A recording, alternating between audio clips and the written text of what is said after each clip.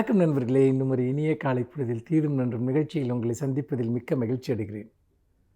இன்றைய இளைஞர்கள் அவர்கள் எதிர்கொள்ளக்கூடிய சவால்கள் என்ன? அவர்களுடைய பிரச்சனைகள் என்ன? இதை பற்றி சமீபத்தில் நாங்கள் ஒரு தொடர் பயிலரங்கு நடத்தினோம். அதாவது மாணவர்களுக்கு அவர்களுடைய நிகழ்காலத்தையும் எதிர்காலத்தையும் திட்டமிட்டுக் கொள்வதற்கான பல்வேறு விதமான கலைத்திறன்களை மேம்படுத்துவதற்காக, அதாவது மேடை பேச்சு, கவிதை, அதேபோல் சிறுகதை எழுதுவது எப்படி, ஊடகங்களுக்கு வருவது, இன்னும் சொல்லப்போனால் திரைக்கதை எழுதுவது, இப்படியெல்லாம் நிறைய மாணவர்களுக்கு பயிற்சி அளித்தோம். மாணவர்கள் மிகவும் உற்சாகமாக அதில் பங்கேற்றார்கள்.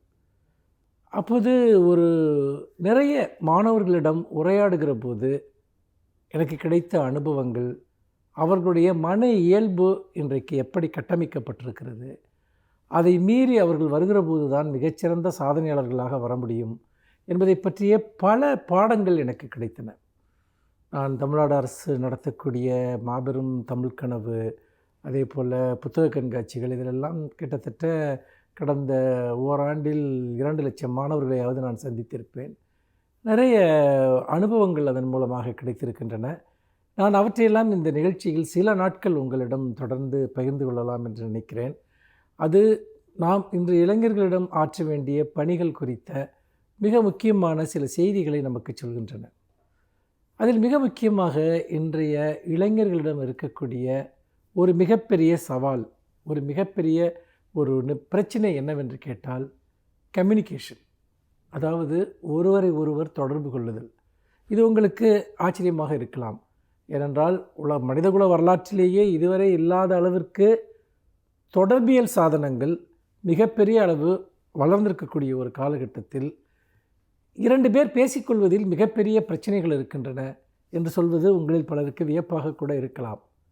ஆனால் இதை நான் அன்றாடம் நிறைய இளைஞர்களிடம் சந்திக்கிறேன். அவர்கள் ஒருவர் இன்னொருவரிடம் எப்படி பேசுவது, அதாவது பொதுவாக அவர்களுக்குள் இருக்கக்கூடிய சிறிய குழுக்களுக்குள் அவர்கள் ஒரு இயல்பான ஒரு உரையாடலை அவர்கள் மேற்கொள்கிறார்கள்.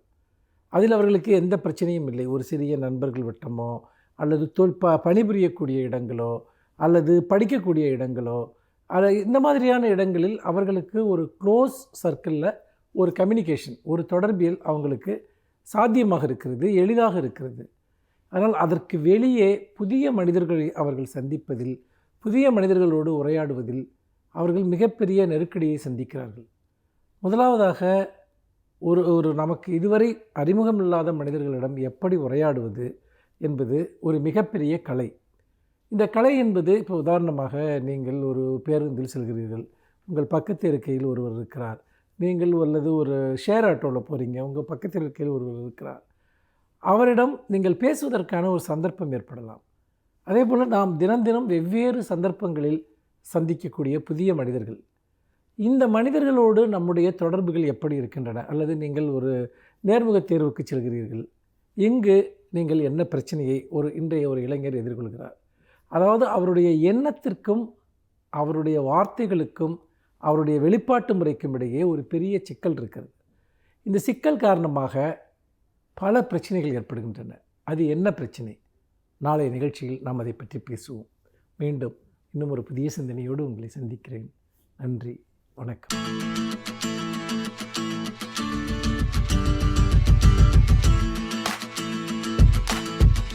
வணக்கம் நேயர்களே. சேமிப்பு பற்றி ஒரு ஆய்வு ஒன்று படித்தேன். கொஞ்சம் அதிர்ந்து போயிட்டேன்னு கூட சொல்லலாம். அதிர்ச்சியை தரக்கூடிய அந்த ஆய்வு என்ன சொல்லுது அப்படின்னா, இந்தியாவில் சேமிக்கிற வழக்கம் தனிநபர்கள் மற்றும் குடும்பங்களிடம் குறைந்து கொண்டே வருகிறது அப்படிங்கிற ஒரு அதிர்ச்சியான ஆய்வை வெளியிட்டிருக்கு. அந்த புள்ளிவிவரம் என்ன சொல்லுதுன்னா, இந்தியாவினுடைய ஜிடிபி, உள்நாட்டு உற்பத்தி, அதில் 2007-08 37.8 விழுக்காடாக இருந்தது சேமிப்பு. 2018-19 11 ஆண்டுகள் கழித்து இப்போ பார்க்குறப்ப 37.8 இருந்தது, 30.5 ஆகியிருக்கு. 7% தானே சார் குறைஞ்சிருக்கு அப்படின்னு நீங்கள் சொல்லலாம். 7%உடைய மதிப்பு எவ்வளோ தெரியுமா? ஜிடிபியை 200 லட்சம் கோடின்னு வச்சுக்கிட்டிங்கன்னா 7%உடைய மதிப்பு 14 லட்சம் கோடி. இப்போ 14 லட்சம் கோடி சேமிப்பு இந்தியாவில் குறைந்திருக்கிறது கடந்த 11 ஆண்டுகளில். இன்னும் குறிப்பாக என்னென்னா 2017-18க்கும் 2018-19க்கும் அந்த ஓராண்டில் குறைந்த தொகைன்னா 32.4லேருந்து 30.5 வந்திருக்கு. ஏறக்குறைய 2 விழுக்காடு, 4 லட்சம் கோடி. ஒரு வகையில் இதில் மகிழக்கூடிய விஷயம் என்னென்னா 14 லட்சம் கோடி சந்தைக்கு வந்திருக்கு, பணப்புழக்கம் அதிகரிச்சிருக்கு, மக்களிடத்தில் பணம் நிறைய போய் சேர்ந்துருக்கு. அது ஒரு பக்கம் இருந்தாலும் கூட இந்தியாவை போன்ற ஒரு குடும்ப அமைப்பு மேலோங்கி இருக்கக்கூடிய ஒரு சமூகத்தில், சேமிப்பினுடைய முக்கியத்துவம் தெரிந்த ஒரு சமூகத்தில் சேமிப்பு குறைந்து கொண்டே வருவது என்பது ஒரு வருந்தத்தக்க செயல். ஏன் இது நிகழ்கிறது அப்படின்னு பார்த்தீங்கன்னா நுகர்வோர் கலாச்சாரம்னு சொல்லலாம், கன்சியூமரிசம். ஆசைப்படுற பொருள்களை எல்லாம் வாங்கி அனுபவிக்க வேண்டும் என்கிற விஷயம். உங்கள் வீட்டை அப்படியே சுற்றி பாருங்கள், தேவையில்லாத பொருள்கள் எவ்வளோ வாங்கி வச்சுருக்கீங்க. ஒவ்வொரு குடும்பமுமே இதுக்கு விதிவிலக்கு இல்லைங்க. தேவையில்லாத பொருள்களை வாங்கி குவிப்பது. உங்கள் வீட்டில் எந்த பொருளையெல்லாம் நீங்கள் கடந்த ஒரு ஆண்டில் உபயோகிக்கவில்லையோ அதெல்லாம் வேஸ்ட். ஓராண்டாக அந்த பொருள் நினைவில் இல்லாட்டி பெரும்பாலும் அடுத்து நீங்கள் வாங்கி அந்த பொருளை பயன்படுத்த போகிறதில்லை பெரும்பாலும். அதில் ஏன் காசை போட்டு முடக்கி வைக்கிறீங்க? இப்போ என்னென்னா கஷ்டப்பட்டு வியர்வை சிந்தி ரத்தம் சிந்தி உழைத்த காசு அப்படி அப்படி அப்படி அப்படி அள்ளி எறிகிறோம் பாருங்கள். இன்றைக்கே யோசிச்சிருக்கோமா? அந்த காசை சம்பாதிக்கிறதுக்கு எவ்வளோ கஷ்டப்பட்டிருப்போம். எவ்வளோ பேர்கிட்ட வெக்கப்பட்டு அவமானப்பட்டு கூனி குறுகி நின்று கஷ்டப்பட்டு உழைச்சி ராத்திரி பூரா பார்த்து கண்ணை கெடுத்து உடம்பை கெடுத்து சிரமப்பட்டு சம்பாரித்த காசு தானே. செலவழிக்கிறப்ப அந்த அருமை தெரியணும்ல. 20,000 26,000 ஃபோன் வாங்குறதுக்கு போல 10,000 ஃபோன் வாங்கலாம்ல. 5,000 வாட்ச் வாங்குறதுக்கு போல ஒரு 1,000 வாட்ச் வாங்கிக்கலாம், 500 வாட்ச் வாங்கிக்கலாம்ல. முதல் வாட்சே தேவைதானா? ஃபோன்லேயே எல்லாம் வந்துடுது இல்லை. சட்டை வாங்குறப்ப 1000 சட்டை வாங்கினா என்ன, 400 சட்டை வாங்கினா என்ன? ஏன்னா அது கூட 600 நீங்கள் தானே கஷ்டப்படுறீங்க. சார், உங்கள் மதிப்பு உங்கள் பேங்க் பேலன்ஸ் எவ்வளவோ அது வரை தான் உங்கள் மதிப்பு. பேங்க்கில் பேலன்ஸ் இல்லைன்னா உங்களுக்கு மதிப்பும் இல்லை. அது தெரிஞ்சுக்கங்க, அதான் யதார்த்தம். சேமிப்பு ரொம்ப ரொம்ப ரொம்ப ரொம்ப அவசியங்க. அந்த ஆய்வில் சொல்கிறாங்க சேமிப்பை 3 வகையாக பிரிக்கிறாங்க. பெரிய நிறுவனங்களின் சேமிப்பு, சிறிய அல்லது தனியார் நிறுவனங்களின் சேமிப்பு, தனி மனித அல்லது குடும்பங்களின் சேமிப்பு, அப்படி 3ஆக பிரிச்சுட்டு சொல்கிறாங்க. கடந்த 11 ஆண்டுகளில் பெரிய நிறுவனங்களின் சேமிப்போ சிறிய அல்லது தனியார் நிறுவனங்களின் சேமிப்பிலோ எந்த மாற்றமும் கிடையாது. தனிநபர் அல்லது குடும்ப சேவிங்ஸில் தான், அந்த சேமிப்பில் தான் 7 விழுக்காடு குறைந்திருக்கிறது. என்னன்னா நம்ம மேல்நாட்டு கலாச்சாரத்தை பின்பற்ற தொடங்கிவிட்டோம். மேல்நாட்டில் கடன் அட்டைகளில் கிரெடிட் கார்டில் வாழ்கிற முறைங்க. அடுத்த மாதம் என்ன சம்பாதிக்க போகிறோம், அதுக்கு அடுத்த மாதம் என்ன சம்பாதிக்க போகிறோம், எல்லாத்துக்குமே இப்பயே செலவழிச்சிருது. கன்சியூமரிசம், நுகர்வோரியல். மேல்நாட்டுக்கு இது பொருந்தலாங்க. ஏன்னா அங்கே குடும்பம் என்கிற ஒரு அமைப்பு கிடையாது, கமிட்மெண்ட்ஸ் கிடையாது. எல்லாவற்றையும் அரசு பார்த்துக்கும். உடம்பு முடியலையா, அதுக்கு இன்சூரன்ஸ், மெடிக்கல் இன்சூரன்ஸ் இருக்குது, அரசு கொடுத்துரும், இல்லை இன்சூரன்ஸ் கம்பெனி கொடுத்துரும். முதியோர் பென்ஷன் பெரிய அளவில் வரும். வேலை இல்லையா, வேலை இல்லாட்டியும் அரசு உங்களுக்கு அதுக்கு ஒரு பென்ஷன் கொடுக்குது, வேலை இல்லாட்டி அதுக்கு ஒரு பணம் கொடுக்குது. ஆனால் இந்தியா போன்ற குடும்ப கட்டமைப்பு உள்ள நாடுகளில் நமக்கு செலவுகள் அதிகம். குழந்தைங்களை படிக்க வைக்கிறது நம்ம பொறுப்பு, கல்யாணம் செய்ய வைக்கிறது நம்ம பொறுப்பு, பிரசவம் பார்க்குறது நம்ம பொறுப்பு, பின்னாடி அதுங்களுக்கு ஏதாவது ஒன்றா கூட போய் நிற்கணும், கடைசி காலத்தில் நம்மளை நாமே பார்த்துக்கணும். இந்த பிரச்சனை எல்லாம் மேலே நாட்டவருக்கு கிடையாதுங்க. 18 வயசு ஆச்சுன்னா பிள்ளைங்க தனியாக போயிடுங்க, அது வாழ்க்கையை அது பார்த்துக்கும். இவங்களுக்கு பொறுப்பு குறைவு, ஆனால் நமக்கு பொறுப்பு அதிகம். அதனால் அவங்கள பார்த்து தாம் தூம் செலவழிக்கிற பழக்கத்தை நம்ம கற்றுக்க வேண்டிய அவசியம் இல்லை. நமக்கு குடும்பம் என்ற அமைப்புக்கு நிறைய பணம் தேவை, அதை கட்டி காக்க வேண்டிய அவசியம் தேவை. நம்ம எல்லாருக்கும் உதவ விரும்புவோம். நம்ம குடும்பம், சொந்தக்காரங்க யார் இருந்தாலும் உதவணும்னு ஆசைப்படுவோம். தீபாவளி, பொங்கலுக்கு, கல்யாண பிறகு 10 வருஷம் 20 வருஷம் கழிச்சானாலும் மகனுக்கோ மகளுக்கோ பணம் கொடுத்து துணிகள் எடுத்து கொடுத்து பண்ணுறது நமக்கு பழக்கம். கடைசி காலங்களில் அவங்கள சார்ந்து இருக்க விரும்ப மாட்டோம். அப்போல்லாம் பணம் வேணும். ஆக பணத்தை சேமிக்க கற்றுக்கொள்ளுங்கள். அதுதான் அந்த ஆய்வு சொல்கிற விஷயம். ஃபிக்ஸட் டெபாசிட் எல்லாரும் பணம் போடுறாங்க, ஆனால் இப்போ பணம் போடுறோட எண்ணிக்கை குறைஞ்சி போச்சு. மக்கள் இனிமேல் கொஞ்சம் சுதாரித்து கொண்டு பணத்தை சேமிக்க வேண்டும் என்பதுதான் அந்த ஆய்வு சொல்கிற அடிப்படை விஷயங்க. சேமிக்க தொடங்கினா சேமிப்பு பணமாக பார்க்குறப்ப உங்களுக்கு ஒரு பெரிய தன்னம்பிக்கையை கொடுக்குங்க. அதுவும் இளவயதிலிருந்தே சேமிக்க தொடங்கிட்டீங்கன்னு வச்சுங்களேன். இன்றைக்கெல்லாம் இளைஞர்கள் தகவல் தொழில்நுட்பத்துறை மிகப்பெரிய ப்ரொஃபஷனலாக இருக்கவங்களாம் நிறைய சம்பாதிக்கிறாங்க, நிறைய செலவழிக்கவும் செய்கிறாங்க. நிறைய சம்பாதிக்கிறப்ப ஆரம்பத்துலேருந்தே நீங்கள் சேவிங்ஸ் பண்ண தொடங்கிட்டீங்கன்னா, சேமிக்க தொடங்கிட்டீங்கன்னா, இளமையில் சேமிக்கிற சேமிப்பு இருந்து நீங்கள் வந்து ஒரு 20 வயசு 25 வயசில் சேமிக்க தொடங்கி 35 வயசுக்குள்ள 1 கோடி ரூபாய் சம்பாரிச்சிங்கன்னு வச்சுக்கோங்களேன், அதுவே வாழ்க்கை பூரா அந்த வட்டியே உங்களுக்கு வந்து நிறைய பணத்தை கொடுக்கும். 50 வயசு 60 வயசில் நீங்கள் 1 கோடி ரூபா சம்பாரிச்சிங்கன்னு வச்சுங்க, அது ஓரளவு கம்மியான ரிட்டர்ன்ஸ் தான் தரும். ஆக இளமையில் எவ்வளோ சேமிக்கிறீங்களோ அவ்வளோ நல்லது. இல்லாட்டி முதுமையிலேயோ சேமிக்க தொடங்கிடுங்க. சேமிப்பு தான் உங்களுக்கு மிகப்பெரிய தன்னம்பிக்கையை தரும். இந்த கொரோனா மாதிரி, இந்த புயல் மாதிரி, இந்த மழை மாதிரி, வெள்ளம் மாதிரி சம்பாதிக்கவே போக முடியாத ஒரு சூழல் ஏற்படுகிற போது கூட உங்களது மானத்தை காப்பதற்கு அந்த சேவிங்ஸ் தான் பயன்படும். சேமிப்பு தான் மிக மிக முக்கியம். சேமிப்பு எப்படி பண்ணுறதுக்கு 7 வழிகள் இருக்குது. நீங்கள் இன்சூரன்ஸ்க்கு பண்ணலாம், நீங்கள் ஃபிக்ஸட் டெபாசிட்டில் போடலாம், நீங்கள் போஸ்ட் ஆஃபீஸில் போடலாம், நீங்கள் தங்கம் வாங்கி வைக்கலாம், நீங்கள் நிலம் வாங்கி வைக்கலாம், நீங்கள் வீடு வாங்கி வைக்கலாம், ஷேர் மார்க்கெட்டில் இன்வெஸ்ட் பண்ணலாம். அதெல்லாம் உங்கள் தகுதியை பொறுத்த விஷயம். உங்களுக்கு என்ன திறமை தெரியுமோ அதை வச்சு பண்ணிக்கலாம். ஆனால் என்ன சம்பாதிக்கிறீங்களோ அதில் 80 விழுக்காடு மட்டுமே உங்களுக்கு செலவழிப்பதற்கு உரிமை உண்டு. மீதி 20 விழுக்காடு சேமிப்பாகத்தான் செல்ல வேண்டும். சேமிப்பு நாட்டுக்கும் நல்லது. அரசு அதை எடுத்து செலவழிக்கட்டும். சேமிப்பு நாட்டுக்கும் நல்லது. ஆக குறித்து வச்சுக்கோங்க, என்ன சம்பாதிக்கிறீங்களோ 80 விழுக்காடு, அதில் 80 விழுக்காடு மட்டும்தான் நீங்கள் செலவழிக்கணும். அதை தாண்டி செலவழிக்காதீங்க. தாண்டி செலவழிக்கணும்னா கூட சம்பாதிங்க. நீங்கள் செலவழிக்கிற ஒவ்வொரு காசும் உங்கள் வியர்வையிலிருந்து, உங்கள் ரத்தத்திலிருந்து வருகிறது. அதை மறந்துடாதீங்க. மிகுந்த சிரமங்களுக்கு இடையில் நீங்கள் சம்பாதிக்கிறீர்கள், அதை மிகச் சுலபமாக விட்டுவிடாதீர்கள். ஒன்று தெரிஞ்சுங்க, தேவையில்லாத பொருள்களை வாங்க வாங்க வாங்க ஒரு கட்டத்தில் தேவையான பொருள்களை விற்க நேரிடும். திரும்ப சொல்கிறேன், தேவையற்ற பொருள்களை வாங்கி குவிக்க ஒரு கட்டத்தில் தேவையான பொருள்களை விற்க நேரிடும்.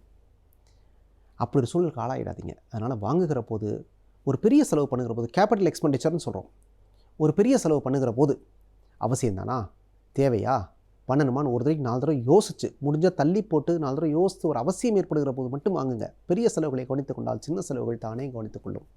ஆக வாங்குகிற சம்பாத்தியத்தில் 80% வாழ பழகிக்கொள்ளுங்கள். வாழ்க்கை இனிமையாக இருக்கும். நன்றி, வணக்கம்.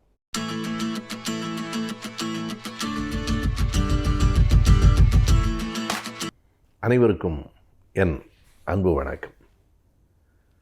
கவிஞர் பிருந்தா சாரதி இன்றைக்கு அவர் திரைப்படத்துறையில் படங்களுக்கு உரையாடல்களை எல்லாம் எழுதி கொண்டிருக்கிறார். ஆனால் அவருடைய தொடக்க காலத்திலிருந்து இன்று வரையில் அவர் ஒரு கவிஞராக இருக்கிறார் என்பது மிக முதன்மையானது. கும்பகோணத்தில் நான் 80களில் பணியாற்றி கொண்டிருந்த போது ஏறத்தாழ 40 ஆண்டுகளுக்கு முன்பே அவரை அறிவேன். அன்றைக்கு தொடங்கி இன்றைக்கு வரைக்கும் அவருடைய கவிதைகள் மேலும் மேலும் மெருகேறி கொண்டிருக்கின்றன.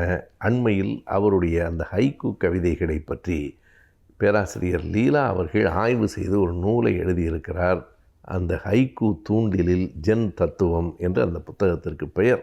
அந்த வடிவம் ஹைக்கூ, அதில் வந்து சிக்குகிற மீன்கள் ஜென் தத்துவங்கள் என்று எழுதியிருக்கிறார். பிருந்தா சாரதி மிகச் சுருக்கமாக மிக கூர்மையாக எழுதுகிற ஆற்றல் உடையவர்.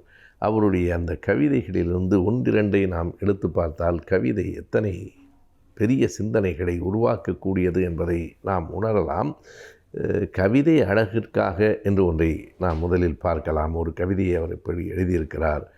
வானில் பறந்தபடியே ஏரியில் நீந்தி கொண்டிருக்கின்றன. இந்த முதல் 2 வரிகளை படித்தவுடன் கூட இது என்ன என்கிற குழப்பம் நமக்கு இருக்கும். வானில் பறந்தபடியே ஏரியில் நீந்தி கொண்டிருக்கின்றன. எப்படி பறந்து கொண்டும் நீந்தி கொண்டும் இருக்க வேண்டும்? 3வது வரி விடை சொல்லுகிறது. வானில் பறந்தபடியே ஏரியில் நீந்தி கொண்டிருக்கின்றன பறவைகள் என்பது அந்த கவிதை. அவை வானத்திலே தான் பறந்து கொண்டிருக்கின்றன. ஆனாலும் அந்த ஏரியிலே பறப்பது போல அதனுடைய வடிவம் எதிரொலி இங்கே தெரிகிறது என்பதை மிக அழகாக ஒரு கவித்துவத்தோடு சொல்லுகிற, மிக உயரத்திலே பறக்கிற பறவைகள் மிக பள்ளத்திலே ஏரியிலேயும் நீந்தி கொண்டிருப்பது போன்ற ஒரு தோற்றம் வருகிறது. இப்படித்தான் சில நேரங்களில் வாழ்க்கையில் சில தோற்றங்கள் அமையும் என்று இந்த கவிதை சொல்கிறது. அடுத்த கவிதை மிக பளிச்சென்று ஓர் அறிவுரையை நமக்கு தருகிறது. யாரெல்லாம் படித்தவர்கள் அறிவாளிகள் என்று தங்களை கருதி கொண்டிருக்கிறார்களோ அவர்களுக்கு சட்டென்று ஒரு கருத்தை அந்த 3 வரிகள் சொல்கின்றன. நீ ஒரு விளக்கென்றால் இன்னொரு விளக்கை ஏற்றிவை. அவ்வளவுதான் கவிதை. நீ ஒரு விளக்கென்றால் இன்னொரு விளக்கை ஏற்றிவை. ஒரு மெழுகுவர்த்தி இருக்கிறதென்றால் மெழுகுவர்த்தியினுடைய பயன்கள் வெறும் ஒளியை தருவது மட்டுமல்ல, ஒரு மெழுகுவர்த்தியை கொண்டு நம்மால் 100 மெழுகுவர்த்திகளை ஏற்றிவிட முடியும். எனவே மெழுகுவர்த்தியின் பயன் தான் அணைவதற்குள் இன்னொரு மெழுகுவர்த்தியை ஏற்றி வைப்பதுதான் என்றால், ஒரு அறிவாளியினுடைய இலக்கு தன் வாழ்நாள் முடிவதற்குள் இன்னும் பல அறிவாளிகளை உருவாக்கிவிட வேண்டும் என்பதில் தான் இருக்கிறது. அல்லது மேலும் பல அறிவாளிகளை யார் உருவாக்குகிறானோ அவன்தான் அடிப்படையில் அறிவாளி என்கிற புரிதலும் இந்த கவிதையிலிருந்து நமக்கு கிடைக்கிறது. இது ஒரு ஜென் தத்துவம். நீ ஒரு விளக்கென்றால் இன்னொரு விளக்கை ஏற்றி வை என்பதாக அந்த வரிகள் இருக்கின்றன. இன்னொரு கவிதையில் பார்க்கிற போது 3 வரிகள் என்ன சொல்ல வருகிறது, அதற்குள் எத்தனை பொருள்கள் இருக்கின்றன என்று நாம் எண்ணி பார்க்க வேண்டியிருக்கிறது. அது ஒரு ஜென் தத்துவத்தினுடைய ஆழமான செய்தியை கொண்டிருக்கிறது. மேலோட்டமாக பார்த்தால் நாம் இயல்பாக தெரிந்து வைத்திருக்கிற ஒரு செய்தி தான். ஆனால் அதற்குள் கேள்விகள் இருக்கின்றன, அந்த கேள்விகளுக்கான விளக்கங்கள் இருக்கின்றன. அந்த கவிதை 3 வரி இப்படி இருக்கிறது. பயணிகள் கரையேறிவிட்டார்கள், படகோட்டி ஓய்வெடுக்கிறான், நீரில் தத்தளிக்கிறது படகு. இது ஒரு சாதாரண செய்தி தானே. ஒரு படகில் இன்னொரு கரைக்கு சேர்ந்த பிறகு பயணிகள் கரையேறி விடுவார்கள். கொஞ்ச நேரம் களைப்பாக இருந்தால் ஒரு படகோட்டி ஓய்வெடுத்து கொள்ளுவான். அந்த ஏரியிலே நிற்கிற அந்த படகு தத்தளித்து கொண்டிருக்கும். இவை சாதாரணமான செய்தி தானே என்று தோன்றும். ஆனால் இது ஒரு உருவக கவிதை. ஒரு கேள்வி இருக்கிறது. அன்றைக்கு கரையேறிவிட்ட பயணிகள் யார்? ஓய்வெடுத்து கொண்டிருக்கிற படகோட்டி யார்? தத்தளிக்கிற படகு எதனுடைய உருவகம் என்று கேள்வி இருக்கிறது. இதற்கு நாம் நூற்றுக்கணக்கான விடைகளை சொல்லலாம். இந்த 3 வரிகளை சொல்லிவிட்டு இந்த 3ம் எதை எதை உருவகமாக கொண்டிருக்கிறது என்று கேட்டால் ஒவ்வொருவரும் ஒவ்வொன்றை சொல்லுவார்கள். பயணிகள் கரையேறிவிட்டார்கள், உயிர் இந்த உலகை விட்டு நம்மை விட்டு பிரிந்து விட்டது. படகோட்டி ஓய்வெடுத்து கொண்டிருக்கிறான், உயிர் பிரிந்து விட்டது, உடல் கிடத்தப்பட்டிருக்கிறது, நீரில் தத்தளிக்கிறது படகு. ஆனால் வாழ்க்கை இன்னமும் தத்தளித்து கொண்டிருக்கிறது, அந்த குடும்பம் தத்தளித்து கொண்டிருக்கிறது என்று பொருள் கொள்ளலாம். வேறு வேறு விதமாக 100 விதமான பொருள்களை இந்த 3 வரிகளில் இருந்து கொள்ளலாம். எனவே தான் இந்த ஹைக்கூ தூண்டிலில் ஒரு ஜென் தத்துவம் சிக்கியிருக்கிறது என்று அந்த புத்தகம் சொல்கிறது.